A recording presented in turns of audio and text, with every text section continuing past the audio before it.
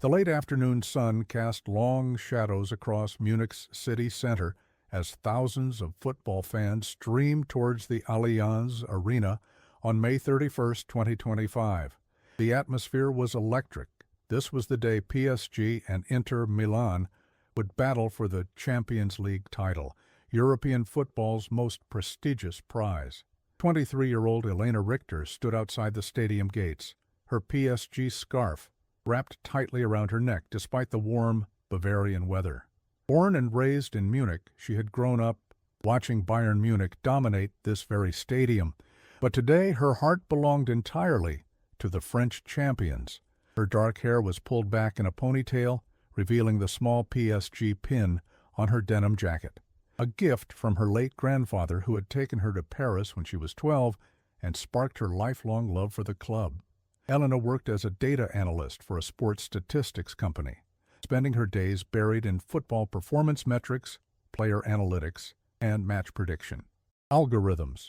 While most fans relied on gut feelings and team loyalty, Elena's predictions were backed by cold, hard data. She had correctly predicted the outcomes of 17 of the last 20 major finals, earning her a small but dedicated following on social media. "Elena, over here," called her best friend Sophie, waving from the crowd near the stadium's north entrance. Sophie worked for a major German sports network and had managed to secure press credentials for both of them, though Elena was officially listed as her research assistant for the evening. As Elena made her way through the crowd, she pulled out her phone and opened her analytics app one final time. The data was crystal clear. PSG had a 73% probability of winning tonight, likely by a margin of at least 3 goals. Their attacking metrics over the past month had been extraordinary, particularly Ousmane Dembélé and the young sensation Désiré Doué, who had been setting the football world ablaze with his performances. "You still think PSG will destroy Inter tonight?" Sophie asked with a grin as they approached the media entrance. Elena nodded confidently. "Not just win. I'm predicting a complete demolition. 5-0, maybe 6-0. The data doesn't lie, Sophie. PSG's offensive output in their last 5 matches combined with Inter's defensive vulnerabilities. It's going to be a massacre."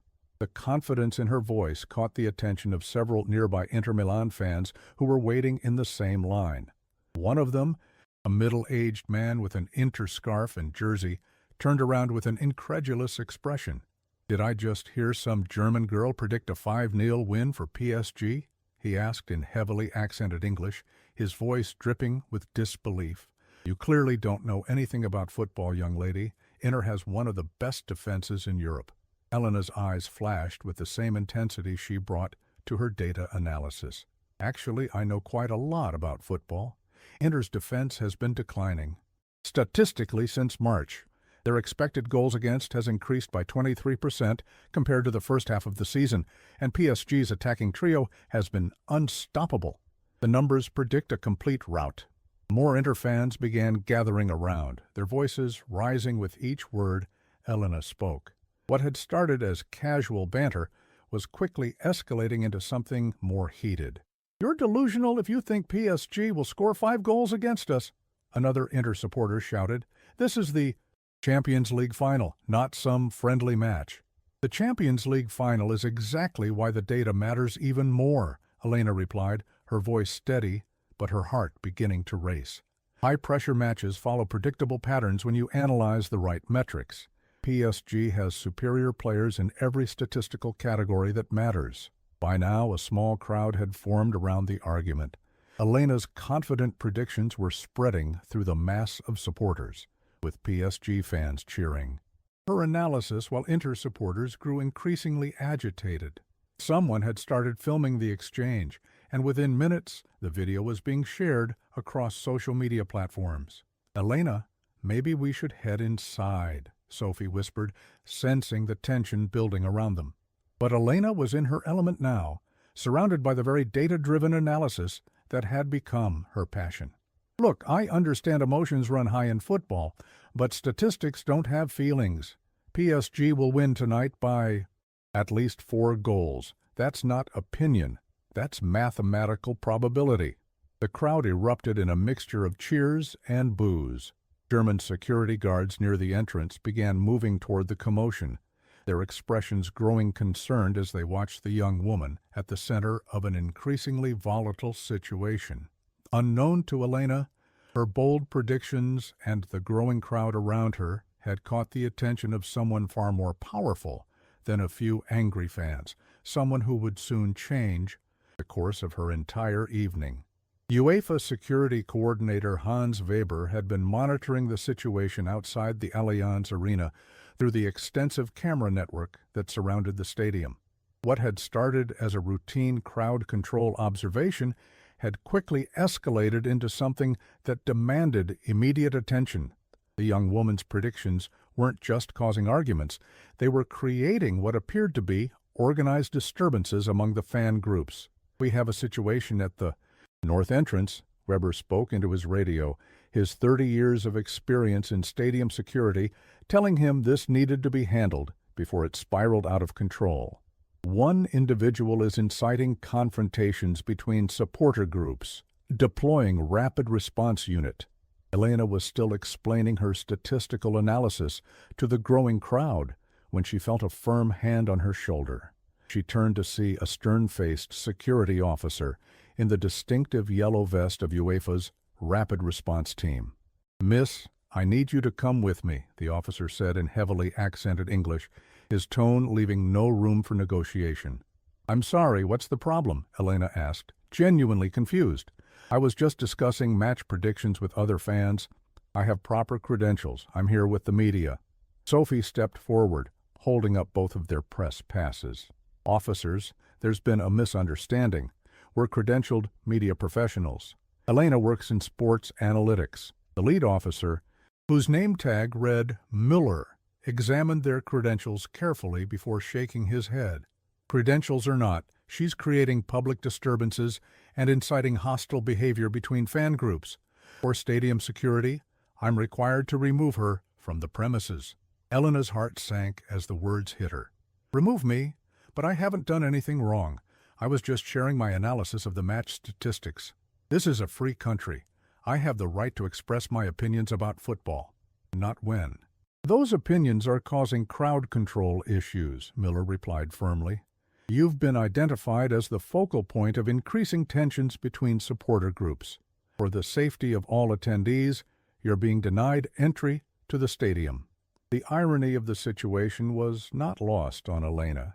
She had spent years studying crowd psychology and fan behavior as part of her work in sports analytics. She understood exactly why her confident predictions had triggered such strong reactions. Football fans were notoriously tribal and protective of their teams, but understanding the psychology didn't make the punishment any less devastating. "Please," Elena pleaded, her voice beginning to crack with emotion. "I've been following PSG for over 10 years. I saved for months to afford this trip. This is the biggest match in the club's history." Sophie put a protective arm around her friend. "Surely there's some way to resolve this. She's not violent, she's not intoxicated. She was simply discussing statistical predictions. That can't be grounds for ejection from a sporting event." But Miller was unmoved. The stadium's security protocols were designed to err on the side of caution, especially for high-profile matches like the Champions League final. Any individual identified as a potential catalyst for crowd disturbances was removed before problems could escalate. "The decision is final," he stated. "Miss Richter, you're banned from entering the Allianz Arena tonight. Any attempt to circumvent this ban will result in arrest for trespassing." Elena felt the eyes of hundreds of fans watching as the security team escorted her away from the stadium entrance. Her confident predictions, which had seemed so logical and data-driven just minutes earlier, had somehow transformed her from a credentialed media professional into a security threat. As they walked her toward the parking area, Elena could hear the distant sounds of the stadium filling up, 75,000 fans preparing to witness one of the biggest matches in Champions League history. She had traveled over 800 kilometers from her apartment in Munich to the outskirts of the city where the Allianz Arena stood, only to be denied entry at the last possible moment.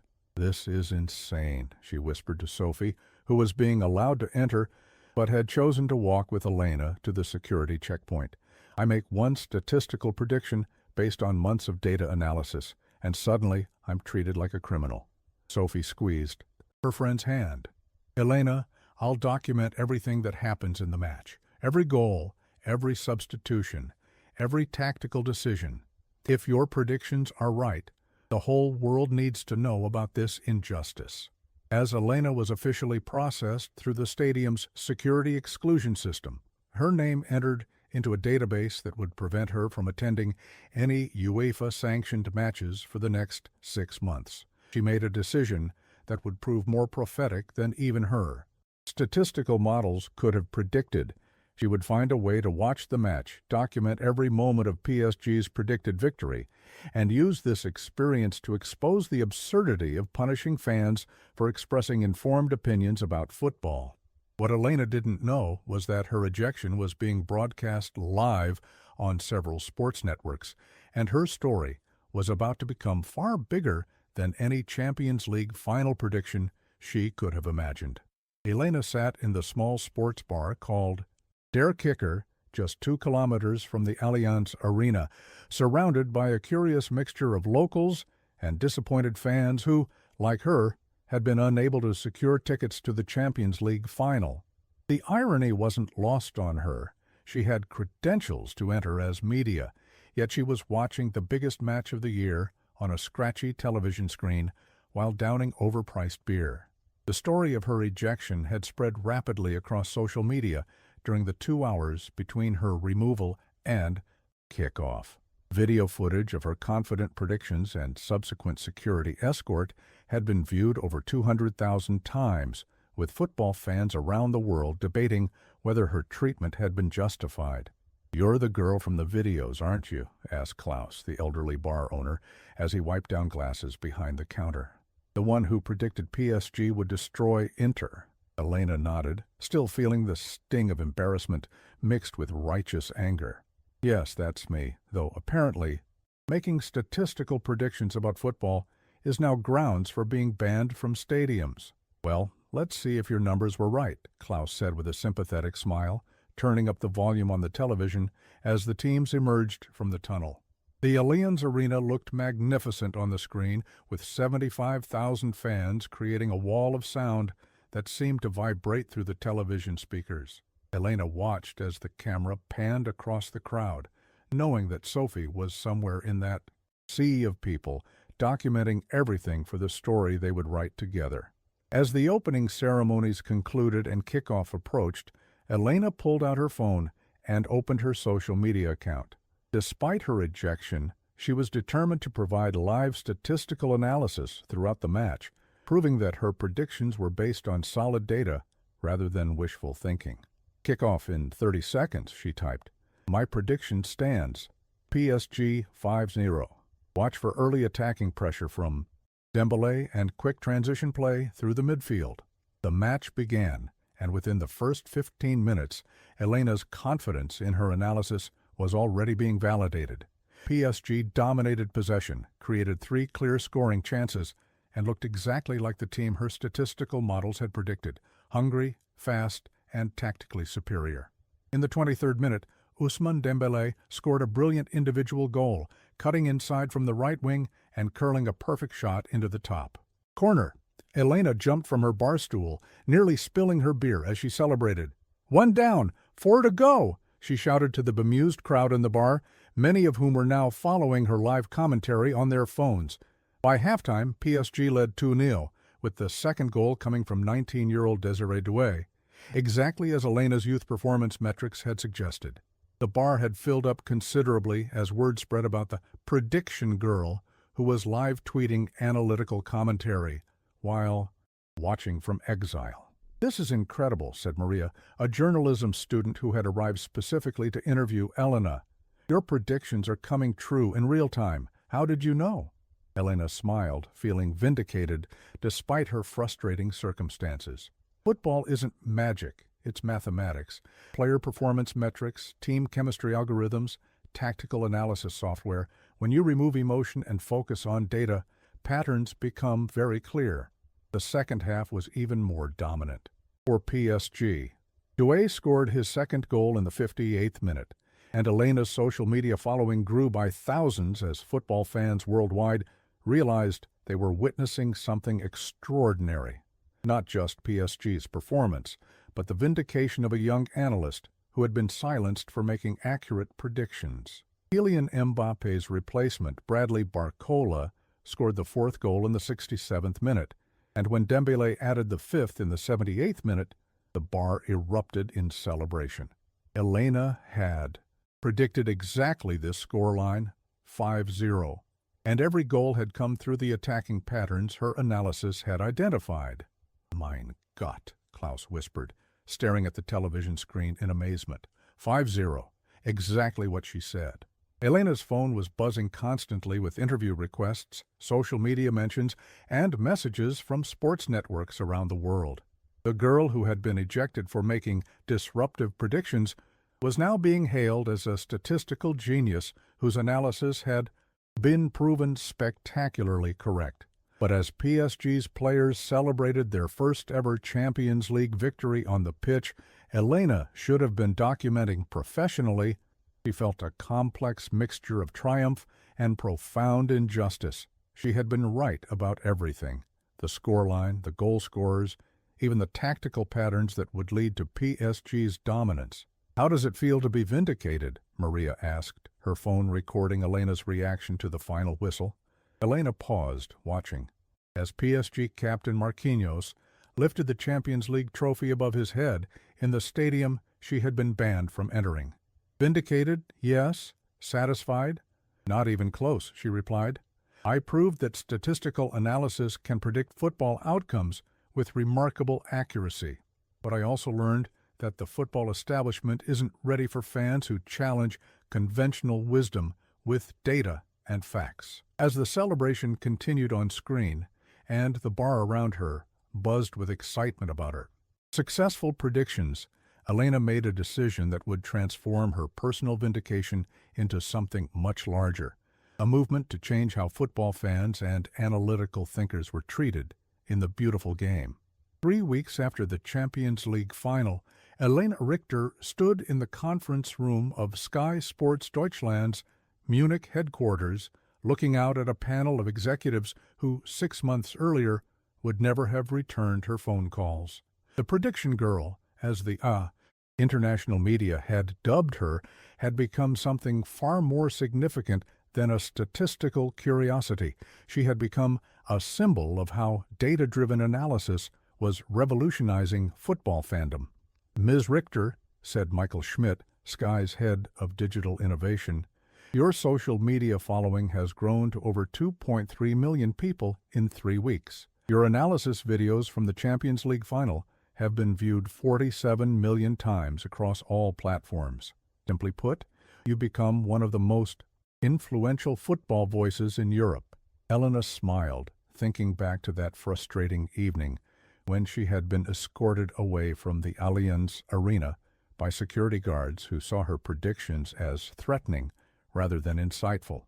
The vindication of her 5-0 prediction had sparked a global conversation about the role of statistical analysis in football and the treatment of knowledgeable fans by sports authorities. "What we're proposing," continued Schmidt, "is a complete reimagining of how football broadcasts integrate analytical commentary. We want you to lead our new data-driven football segment, providing real-time statistical predictions and analysis during major matches."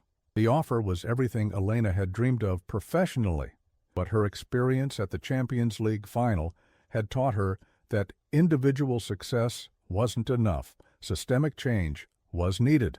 "I appreciate the offer, Michael, but I have some conditions," she said, pulling out a folder of documents she had prepared.